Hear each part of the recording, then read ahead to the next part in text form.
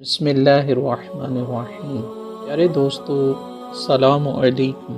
یہ سلسلہ مختلف اولیاء کرام رحمہم اللہ کے حالات زندگی اور ان کی جو تعلیمات ہیں، ان کے ساتھ پیش آنے والے اہم واقعات پہ روشنی ڈالیں گے۔ ولی کون ہوتا ہے؟ ولی بننے کے لیے اللہ اور اس کے رسول حضرت محمد صلی اللہ علیہ وآلہ وسلم کی رضا حاصل کرنا پڑتی ہے، اور اللہ کی رضا حاصل کرنے کے لیے خالصتاً اللہ اور اس کے رسول حضرت محمد صلی اللہ علیہ وآلہ وسلم کا ہونا پڑتا ہے۔ ولی ہونا آسان نہیں۔ یہ بوریا نشین دنیا کی ہر نعمت کو ٹھکرا دیتے ہیں۔ یہ ایسے فقیر ہوتے ہیں جن کی خانقاہوں میں بادشاہ برہنہ پا حاضر ہوتے ہیں، اسی لیے اللہ تعالیٰ ان کی دعاؤں سے حاجت مندوں کی جھولیاں مرادوں سے بھر دیتا ہے۔ یہ اپنے لیے کچھ نہیں مانگتے، ان کے ہاتھ ہمیشہ اللہ تعالیٰ کے حضور دوسروں کے لیے پھیلتے ہیں۔ یہ وہ لوگ ہوتے ہیں جو شکر کی ایسی کیفیت کو جانتے ہیں جو نعمتوں کو دوام بخشتی ہے۔ یہ شکر اور صبر جیسی عظیم نعمتوں سے بہرہ ور ہوتے ہیں۔ یہ زندگی کی کسی منزل اور ماحول کی کسی کشمکش میں اپنے آپ کو اللہ تعالیٰ کی اطاعت و خوشنودی کی شاہراہ سے ڈاما ڈول نہیں ہونے دیتے۔ انہیں کوئی نعمت دی جاتی ہے، اللہ کے اس احسان کا شکر ادا کرتے ہیں، اور کوئی آزمائش آتی ہے تو صبر کرتے ہیں۔ میٹھے اور پیارے دوستو، ایک بہت ہی مشہور و معروف ولی اللہ، بلکہ یہ کہا جائے کہ وہ اولیاء کرام کے سرداروں میں سے ہیں، حضرت منصور حلاج رحمۃ اللہ تعالیٰ علیہ کے حالات زندگی بیان کرنے جا رہے ہیں۔ فارس کے شہر بیضہ میں پیدا ہوئے۔ آپ اسی اسم گرامی حسین اور والد کا نام منصور حلاج یہ آپ کے والد کا نام ہے۔ بڑی عجیب بات ہے، آپ کو والد کے نام سے شہرت دوام حاصل ہوئی۔ 20 سال کی عمر میں عظیم و جلیل صوفی حضرت سیدنا جنید بغدادی رحمۃ اللہ تعالیٰ علیہ کے حلقہ ارادت میں شامل ہوئے۔ طویل سیر و سیاحت کی اور 3 بار حج بیت اللہ کی سعادت سے شرف یاب ہوئے۔ آپ صوفیہ اکرام کی طویل تاریخ میں سب سے زیادہ متنازع شخصیت ہیں۔ سرعام انا الحق، میں حق ہوں کا نعرہ لگایا کرتے تھے۔ بالآخر اسی نعرے کی بنیاد پر علماء بغداد نے حضرت منصور حلاج رحمۃ اللہ تعالیٰ علیہ کے خلاف فتویٰ دیا، اور 18 ذی قعدہ 309 ہجری کو آپ قتل کر دیے گئے۔ مغربی مصنفین اور بہت سے غیر ذمہ دار فارسی اردو شاعروں نے انا الحق کے نعرے کو بہت اچھالا تاکہ بے خبر اور کم علم مسلمانوں کے ذہن منتشر ہو جائیں۔ یہ اس جاں سوختہ عشق کی داستان حیات ہے۔ جو ایک معمولی باپ کا بیٹا تھا، وہ 16 سال کی عمر میں گھر سے نکلا۔ سینے میں عشق کی چنگاری بچپن سے موجود تھی، پھر یہی چنگاری شعلہ بنی، اور اس شعلے نے ایک عاشق کے پورے وجود کو پھونک ڈالا۔ اس کا معاملہ تاریخ عشاق کا بہت بڑا عجیب اور اذیت ناک باب ہے۔ ہر سطر آتش فراق سے جلی ہوئی، اور ہر سطر تمناؤں کے خون سے رنگی ہوئی۔ وہ عاشقوں کی طویل فہرست میں سب سے زیادہ متنازع عاشق ہے۔ ایک گروہ کا دعویٰ ہے کہ وہ شوبدہ باز تھا، اس نے اپنے چہرے پہ ملمہ چڑھایا ہوا تھا اور عشق کا مصنوعی لباس پہن کر شہر در شہر گھومتا تھا۔ اس کی آنکھوں سے بہتے ہوئے آنسو ایک دھوکہ تھا، اور اس کی فغان نیم شب ایک فریب تھی۔ وہ عشاق کی قبا میں ایک دنیا دار انسان تھا۔ وہ عشق کا نام لے کر جذبوں کا جھوٹا کاروبار کرتا تھا۔ وہ اپنے عشق کے جان بازوں کے افسانے سرعام سنایا کرتا تھا، مگر حقیقتاً وہ ایک آرام طلب عاشق تھا، عشق کی جان گداز مشقوں سے نا آشنا۔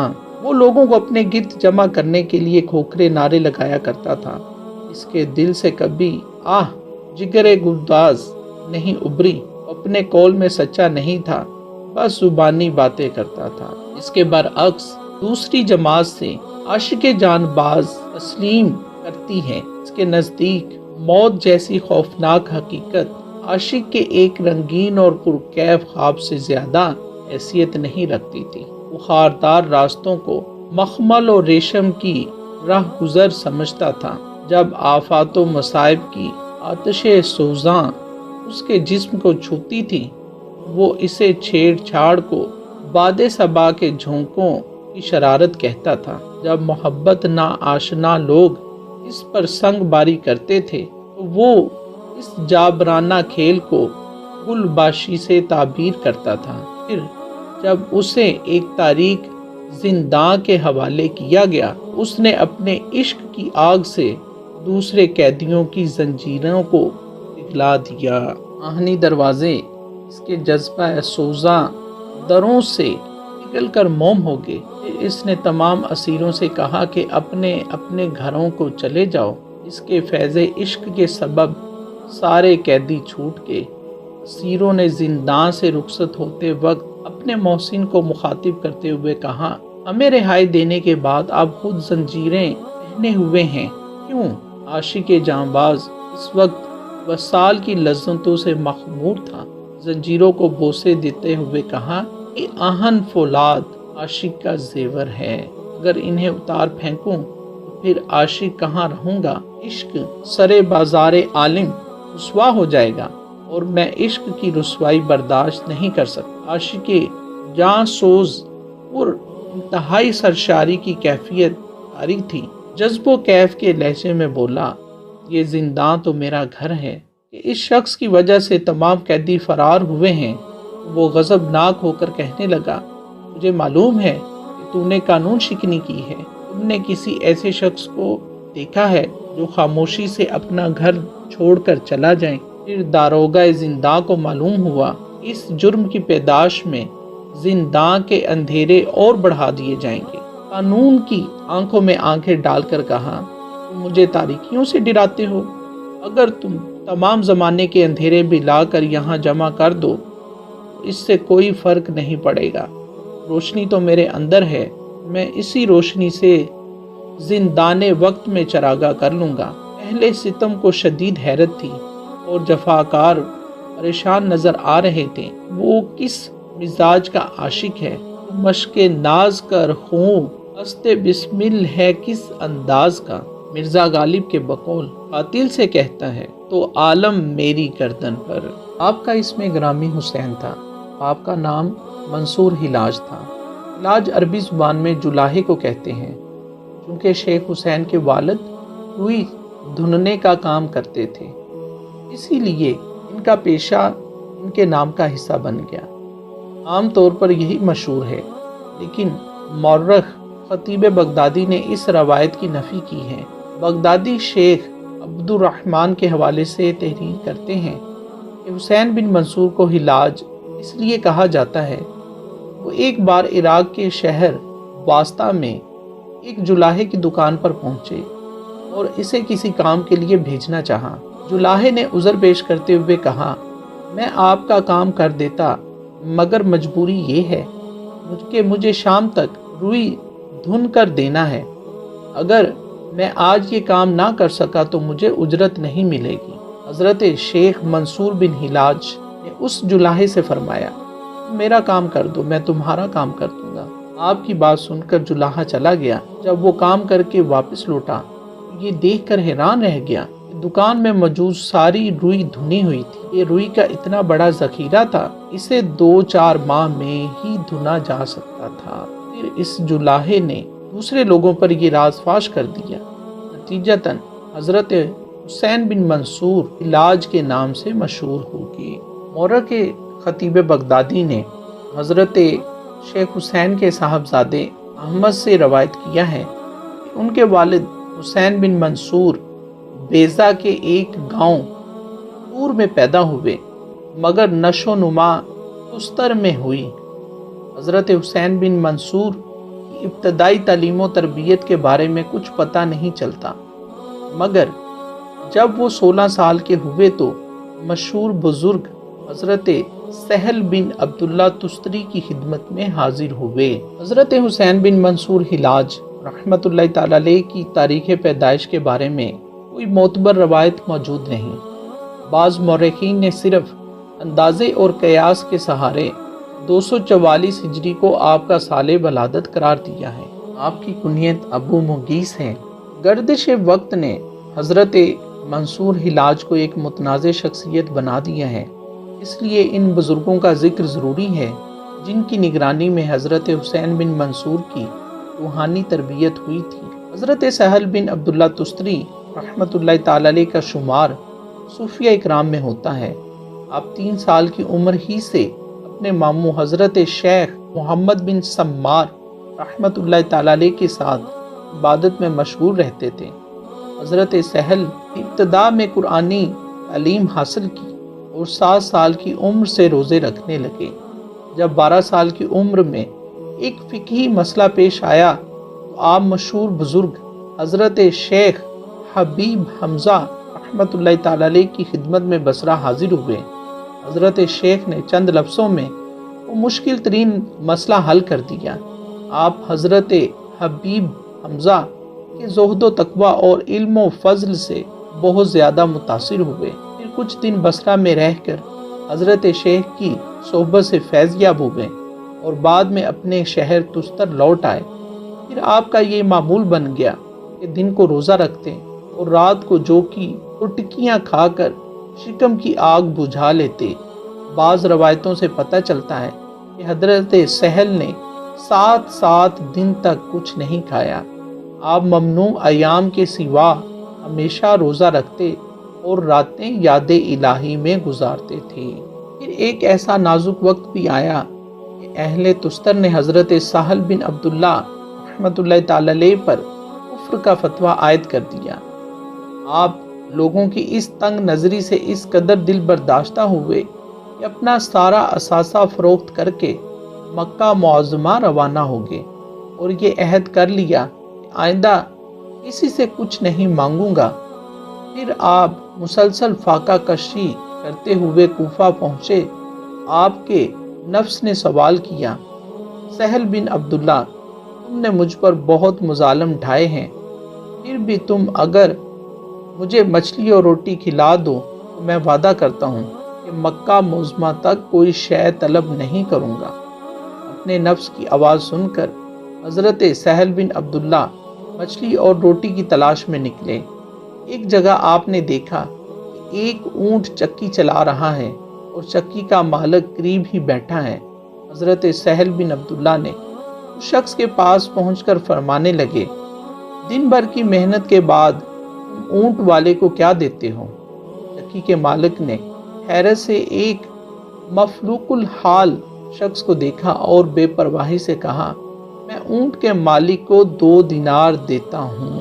حضرت سہل بن عبداللہ نے فرمایا، تمہاری بڑی مہربانی ہوگی اگر تم اونٹ کو کھول کر اس کی جگہ مجھے باندھ دو، میں تم سے دن بھر کی محنت کے بعد صرف 1 دینار طلب کروں گا۔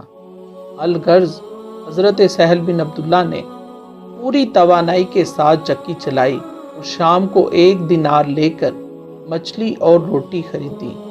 جب کھانا کھا چکے، آپ نے اپنے نفس کو مخاطب کرتے ہوئے فرمایا، جب بھی مجھ سے بھوک کی شکایت کرے گا تو اس طرح محنت کرنا پڑے گی۔ اس کے بعد حضرت سہل بن عبداللہ تستری نے ارکان حج ادا کیے اور مشہور بزرگ حضرت ذنون مصری کے حلقہ ارادت میں شامل ہو گئے۔ حضرت سہل بن عبداللہ کی یہ خاص عادت تھی کہ نہ تو آپ کبھی دیوار سے ٹیک لگاتے، نہ پاؤں پھیلاتے اور نہ کبھی کسی کے سوال کا جواب دیتے۔ ایک بار مسلسل 4 ماہ تک آپ کے پاؤں کی انگلیوں میں شدید درد رہا۔ حضرت سہل نے کسی کے سامنے اس درد کا اظہار تک نہیں کیا اور خاموشی سے اپنے پاؤں پر پٹی باندھ لی۔ جب ایک شخص نے اس کا سبب پوچھا تو حضرت سہل نے کوئی جواب نہیں دیا۔ کچھ دن بعد وہی شخص مصر پہنچ کر حضرت ذنون کی خدمت میں حاضر ہوا اور یہ دیکھ کر حیران رہ گیا کہ سہل بن عبداللہ رحمۃ اللہ تعالی علیہ کی طرح حضرت شیخ کے پاؤں کی انگلیوں پر بھی پٹی بندھی ہوئی تھی۔ شیخ، یہ کیا ہے؟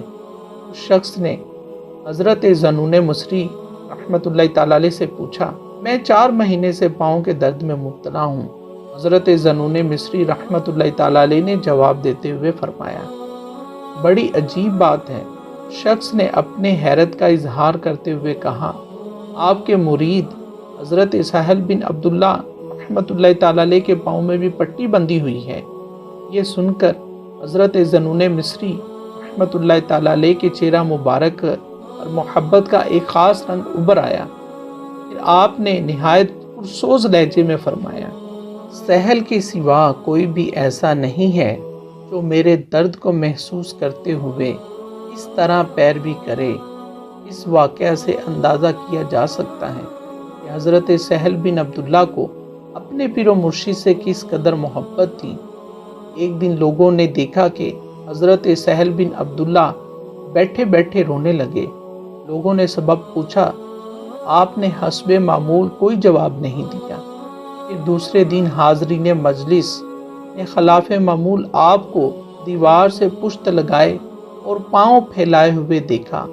لوگوں کو حضرت سہل کے اس عمل پر بڑی حیرت ہوئی، مگر ادب و احترام کے پیش نظر کوئی بھی اس تبدیلی کی وجہ دریافت نہیں کر سکا۔